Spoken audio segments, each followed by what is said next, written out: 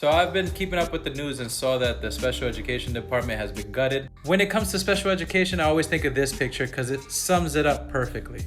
A lot of you guys may not know, Shelly and I met teaching special education. This picture is actually the graduation I was supposed to be in, but Shelly completed the program. I ended up leaving, but I kept up teaching special education a few years after that. So I felt it's necessary for me to speak up and use our platform, even if it may not be big, but speak about it. Because going down the rabbit hole, a lot of people are thinking like this comment. Teachers even commenting saying that when inclusion happens, that it takes away and distracts the kids from learning because they're always coming in and out. Which is that is my problem. The people complaining don't understand what really happens in special education programs or what the goal of it is. Like, I am nervous for special education teachers, the paras, the students. What I would say is, coming from New York and teaching special education and seeing how the education system here in Florida, it's night and day. It doesn't take much to be a teacher in Florida. Teaching special education in New York, there's so many certifications, so much schooling, knowing IEP meetings, there's so much to do.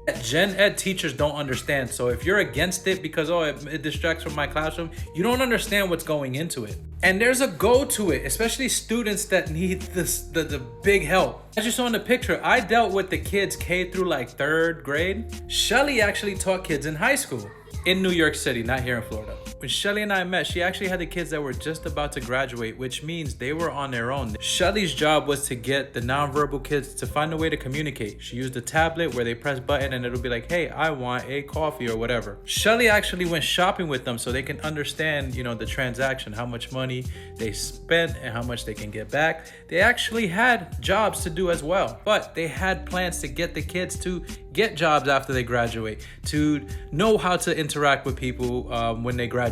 Because a lot of the times when the special education doesn't work out, a lot of families give up on them. They become homeless. Those are the people that you complain about outside that are going crazy and do crazy things. It's because they didn't get the help that they needed.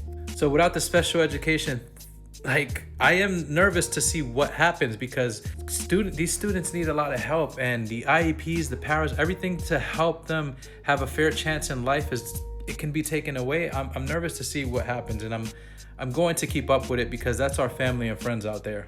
And trust me, if you're not in that field or general education teachers that are complaining about it, I understand. You just don't know what goes on behind the scenes. You just know that for a certain amount of time, students are pushed in, there's an extra person you gotta watch and an extra staff member that's watching you or whatever, yada, yada, yada. But there's a lot that goes on, there's a lot of good in the special education department that I'm scared is going to be taken away.